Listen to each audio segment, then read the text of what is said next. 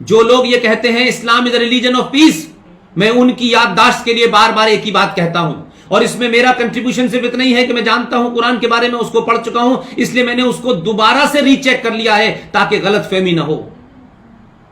अगर हिंदुस्तान में एक दिल्ली की मजिस्ट्रेट कोर्ट 31 जुलाई 1986 के उस ऑब्जर्वेशन पे ध्यान दे दे कोई, मैं समझता हूं कि मोनिका जी इस पे ध्यान देंगी और उनकी उस नॉलेज में होगा। Justice Z.S. लोहात ने एक सुनवाई की और सुनवाई में यह पाया कि ये जो कुरान मजीद है, इस कुरान मजीद के अंदर 24 आयतें ऐसी हैं, 24 आयतें ऐसी हैं जो मुसलमान के अलावा दूसरे लोगों, चाहे वो पारसी हो, चाहे सिख हो, चाहे बौद्ध हो, हिंदू हो, उनके खिलाफ नफरत फैलाती हैं, उनकी हत्या का आदेश देती हैं। इसलिए एक जोकर है, टाई पहन के घूमता है, इस्लाम के बारे में बहुत बोलता है, उसको भी भारत का हिंदू यह कहता है कि जाकिर नायक इस्लाम की सही परिभाषा नहीं बता रहा। इस्लाम की सही परिभाषा जाकिर नायक ही बता रहा है, लेकिन हम झूठे लोग हैं, हमको साझा संस्कृति में रहते हुए अपनी कायरता को छुपाना है तो सच को सच नहीं कहना। अरे वो जो कह रहा है वही कुरान है, आईएस जो कर रही है वही कुरान है, जैसे मोहम्मद जो कर रहा है वही कुरान है। ये हिंदुस्तान का हिंदू कहता है नहीं नहीं नहीं नहीं नहीं, ये असली इस्लाम को नहीं बताता और खुद मुसलमान हिंदू इस्लाम के बारे में जानता नहीं है। सूरा नंबर 9 आयत नंबर 5, 123, 23, 37, 101, 58, ये सूरा नंबर 9 की आयतें हैं। यह आपको आदेश देती हैं कि जब भी मुशरिक कहते हैं वो जो मूर्ति पूजा करे,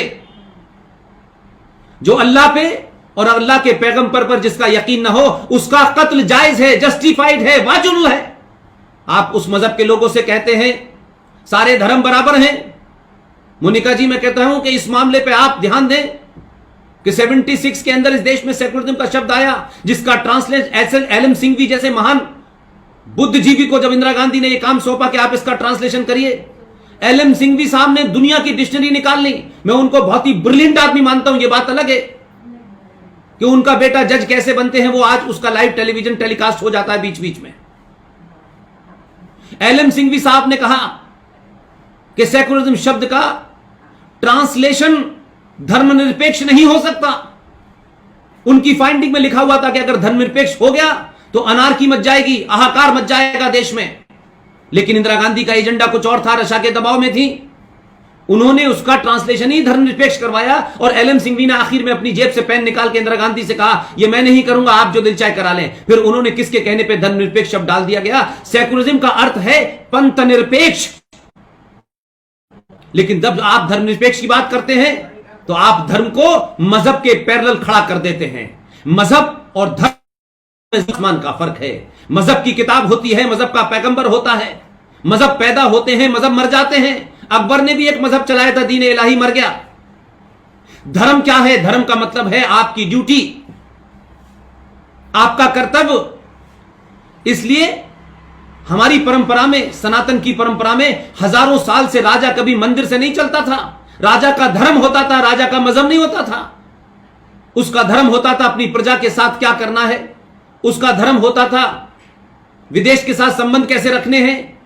लेकिन जब हम लोगों ने रिलीजन का शब्द का मतलब उर्दू में मजहब निकाला और हिंदी में जब कुछ नहीं मिला तो हमने उसे धर्म कर दिया। तो धर्म और मजहब के बीच में कितना बड़ा फर्क है।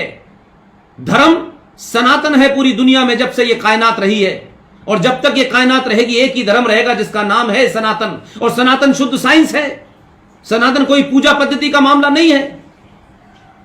मजहब आए चले गए, इसलिए मैं उसको बहुत साफ शब्दों में, क्योंकि मैं जिन लोगों को आज एड्रेस कर रहा हूं आपके माध्यम से, इन बार बार इन शब्दों का मैं जिक्र इसलिए करता हूं कि जब तक आपको सच नहीं पता चलेगा आप गलतफहमी के शिकार रहेंगे। मजहब की अहमियत एक नाली से ज्यादा नहीं है। मजहब एक नाली है और धर्म एक समुद्र है जो अनंत अनंत काल तक रहता है, अनंत अनंत काल तक चलता है और अनंत काल से चला रहा है। किसी ने समुद्र को बनते नहीं देखा। नालियां रोज बनती हैं, रोज टूट जाती हैं, रोज बिगड़ जाती हैं। इसलिए मैंने कहा सारे धर्म बराबर हैं, ये कहना छोड़ दीजिए। इन्हीं नारों ने हमें दिल्ली के दंगों के अंदर, इन्हीं नारों ने अलीगढ़, मुरादाबाद, मेरठ के दंगों के अंदर, आजमगढ़ के दंगों के अंदर, इसी किस्म की चीजों ने हमें मूर्ख बनाया है। इसलिए एक और बड़ा नैरेटिव और चलता है, उसे हम बड़े शान से गाते हैं। इसलिए मैंने कहा कि सनातनियों को यह पता ही नहीं है कि वो कहना क्या चाहते हैं, कहना क्या चाहते हैं और कर क्या रहे हैं और बोल क्या रहे हैं। इसलिए एक नैरेटिव बहुत मक्कारी के साथ चला और मोनिका जी उसका जिक्र अक्सर आता है। मजहब है ही सिखाता आपस में बैर रखना, हिंदी है हम, वतन है हिंदुस्तान हमारा। इससे बड़ा दुनिया का फ्रॉड नहीं है कोई। यह मजहब है जो आपस में बैर करना सिखाता है। यह पूरे इंग्लैंड में क्या हो रहा है, यह अमेरिका में क्या हो रहा है, यह फ्रांस में क्या हो रहा है, यह कल की घटना है। यह पूरी दुनिया में क्या कर रहा है, यह मजहब के नाम पे किसका कत्ल गारत कर रहे हैं। वो कहते हैं हमारी किताब है। आप मुझे बता दीजिए कि हिंदुओं में कोई संगठन ऐसा है जिसे जैश ए मोहम्मद का नाम दिया जा सकता हो, जिसे लश्कर ए तोयबा का नाम दिया जा सकता हो। ये जैश ए मोहम्मद क्या है?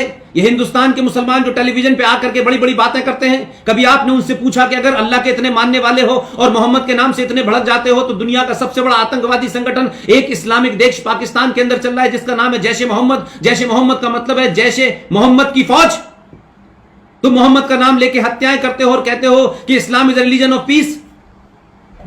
इन नैरेटिव ने इस देश के हिंदुओं को भ्रमित कर दिया है।